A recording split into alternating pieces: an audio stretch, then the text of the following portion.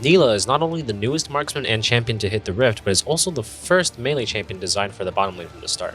When you dive into Nilah's kit and design, you really see how much Riot's team thought through into making a champion like Nilah a success from the start. She's a very unique yet healthy addition to the League meta, and adds a ton of diversity to the bottom lane that we haven't seen in a very long time.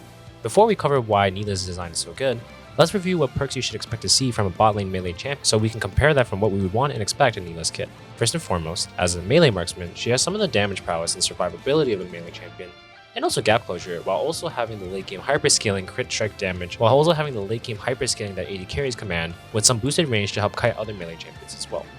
Before we move on to the rest of the video, here's a quick rundown of the video sections with their respective timestamps. I'll be covering Nilah's champion identity, where she fits among other melee carry champions, as well as with other marksmen, her abilities, rune and build options, ability combos, lane matchups, support pairings, helpful tips, and some more general guidelines to play Nilah throughout each stage of the game. If you haven't already, please make sure to subscribe for more content like this. Let's get going. Starting with champion identity, as we've already discussed, Nilah is a melee marksman, which is just as strange as it sounds. Despite the obvious design vulnerabilities that can arise from this combination, Nilah's overall design feels quite fluid, and it's satisfying to play. This fluidity can be projected to Nilah's overall aesthetic, and Nilah uses this to ebb and flow around the battlefield while striking her enemies with her water whip. To pilot this champion well, the player must be patient and wait for the right moment to strike. Nilah can easily be compared with the likes of Yasuo or Yone for their melee critical strike-centric damage that can be insanely strong if you have the patience to wield it appropriately. Like most melee carry champions, however, regardless of their sustain, if they make one step out of line, it can really spell their end.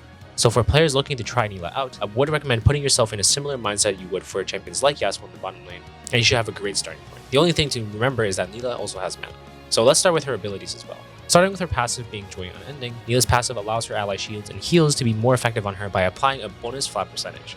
When any ally is shielded or healed near Nilah, she also passes on the Joy and buffs both the user and recipient for the bonus percentage. Additionally, when last hitting minions, Nilah gathers bonus experience and splits it with the nearest ally champion. Basically negates the detriment of having two champions in the same lane and allows them to both basically get solo lane XP. Moving on to her Q being Formless Blade, this is basically Nilah's primary damaging non-ultimate ability. This ability sends a skill shot that attacks all enemies hit with her water whip. When hitting an enemy, Nilah gains bonus attack range and attack speed for a few seconds, and her basic attacks will splash in a wave, dealing bonus damage in the area.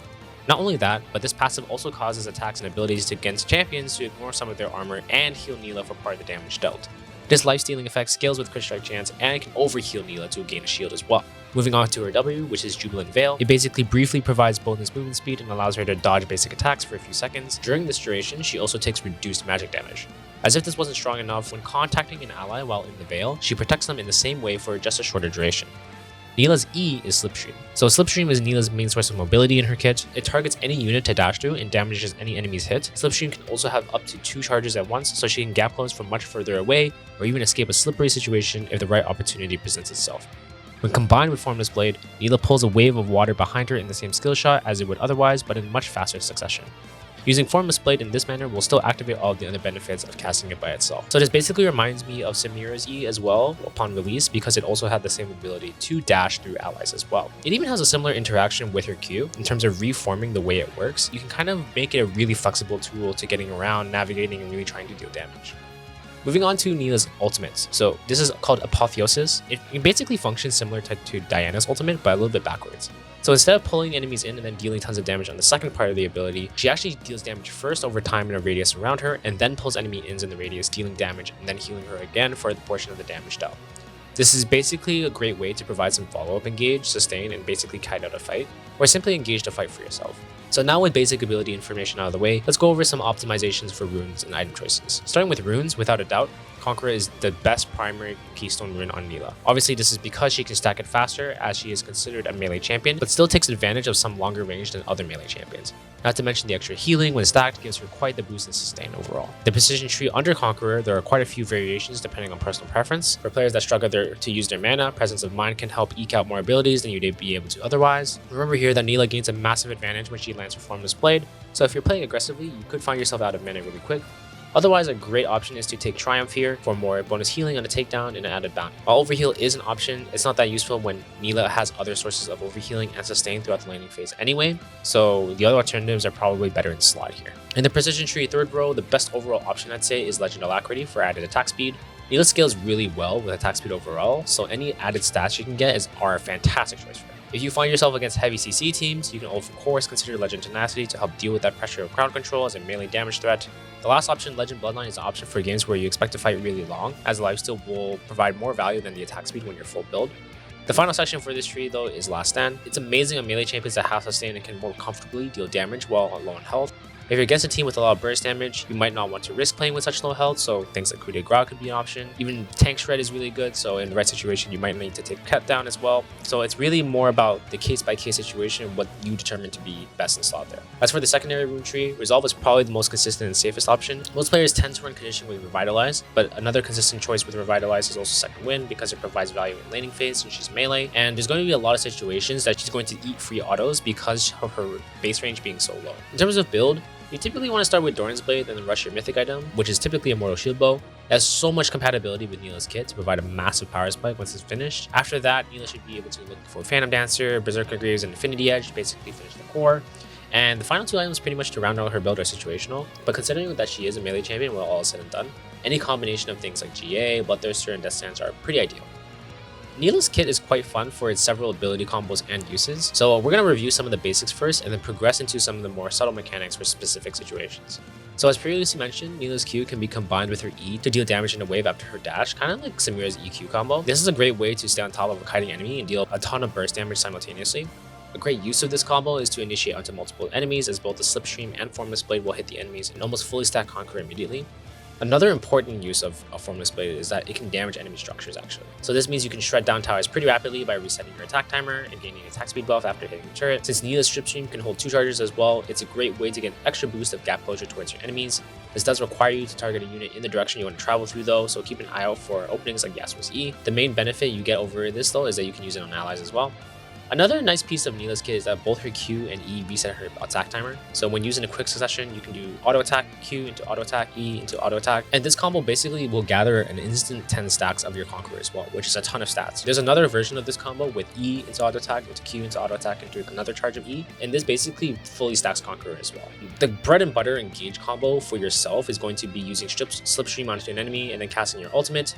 You still have a second charge of E in your flash, you can basically land the second part of your ultimate if you follow any dashes, or you can get yourself out after the fact as well. Of course, you'll be using W to basically minimize the amount of damage you're taking in this situation. That's pretty much it for her combos and ability tip stuff, so let's pretty much move on to matchups. This is one of the harder phases to play Nilah for sure, because she has a lot of weird matchups to play and it's definitely a different dynamic to learn. Especially the case against a lot of poke or long range enemy laners. It's really not a good idea to pick Nilah into these types of matchups a lot of the time unless you have some sort of heavy engage in your support pairing, and you can have something to follow up on the pick, or you're able to really stabilize the lane as well. You know, things like Caitlyn or Ashe or like really long range supports like Xerath, Vel'Koz, like it's very hard for you to punish in the early phases when you just get constantly pelted. You can mitigate this by taking things like Second Wind, but it's still going to be pretty hard. Into shorter range ADCs, you should be much more confident playing Nilah into these guys because it's going to be easy for you to basically throw hands against them. You know, things like Aphelios, Kai'Sa, Veigar, Vayne, Zeri, Lucian, like pretty much your range disadvantage is mitigated and can be closed with pretty much a single dash. Even better, like against bot laners without any escape, you should be able to really punish with an aggressive support. This transitions well into a lot of her best support pairings, and this translates into the mindset that she should have as well. So she should always try to get an experience advantage when in lane when she can. Any type of potential engage or anything like that, a level 3 Nilah should be able to burn summoner spells or even get a kill. This is the ideal time to get aggressive with Nilah if she has a partner that can help her move in. She, however, also scales extremely well with enchanters because she has automatic scalings with the heal and shield boost. It also allows them to basically get Solonian XP and really accelerate, so she tends to work with a lot of different combos depending on what she's working with. So let's start with each phase of the game and starting with the early game. If you can get to lane first with your support, you should try to push the lane to get priority over at level 2. This is especially the case if you're against a short range opponent because you can take advantage of that as soon as you level up Slipstream. The easiest way to push the lane for priority at level 1 is to use Formless Blade on the wave, and then use your AoE basic attack starting with the ranged minions first. Remember for Nilah, if you're getting the last hit on minions, you actually only need 1 minion on the second wave to reach level 2 because of your passive, so you should really take advantage of this. Otherwise, if you're not really able to outpush, you need to back and wait for level 3.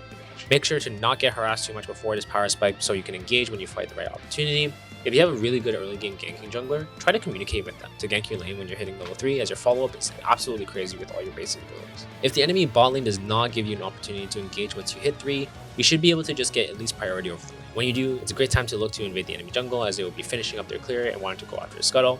When done correctly, you can pretty much secure both scuttles or pretty much get a kill when the enemy jungle goes for it. This is somewhat contingent on the matchup as well, because if you're playing with an enchanter and you want to play slow overall, then you're probably going to want to follow that. Overall though, in lane from level 3 and onward, you want to use your E to basically get onto the target, basic attack, and follow Performance Blade and another auto.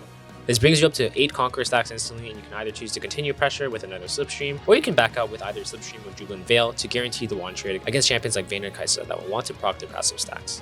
You should probably be taking Exhaust, Cleanse, or Ghost in your games as needed, so you always have plenty of tools to get out or stay in the middle of the fight if you so desire. Quickly touching on mid game, if you're still going to be a bot lane, you should be looking to shove the wave in and pretty much roam mid or try to impact the map because you have the power to engage and lock down a target. So this is basically making you one of the best marksmen for ganking enemies.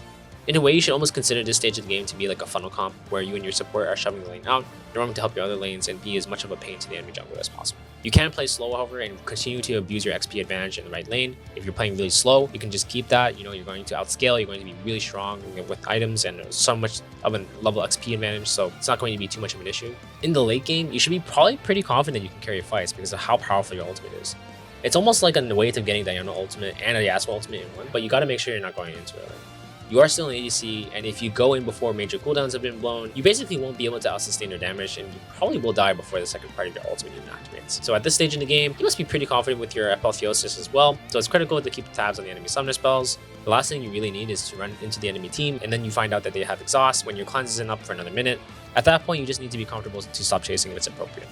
Overall, Nilah is just as fun to play as she looks to be having when you play her. It will certainly take some getting used to if you're not confident on melee champions in the bot lane, and especially some melee champions in general. I would, however, highly recommend taking her to the practice tool to get familiar with her range and distance of her abilities. You know what you're capable of when you get into game. This is extremely important but often overlooked for champions like Nilah because of how important it is to act swiftly when you find the right one. You don't want to have to think about the abilities before you click each button. That's it for today's video. I hope this guide has helped you out, and I will see you in the next one. Stay fresh.